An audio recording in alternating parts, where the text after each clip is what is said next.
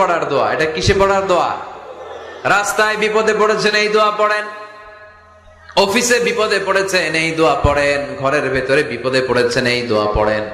মাছের পেট থেকে এই দোয়া পড়ার কারণে সাইয়েদনা ইউনুস আলাইহিস সালামকে বিপদ থেকে রক্ষা করেছে কে? এটা মুসিবতে পড়ার দোয়া। মুসিবতে পড়লেই আমরা এই দোয়া পড়বো, মনে থাকবে? 1971 সালে পাক হানাদার বাহিনী, আমরা তো দেখি নাই, শুনেছি, কালেমা জিজ্ঞেস করতো সবাইকে। শুনছেন এই ঘটনা? বলতো কালেমা বল, যদি বলতে পারতো ছেড়ে দিত।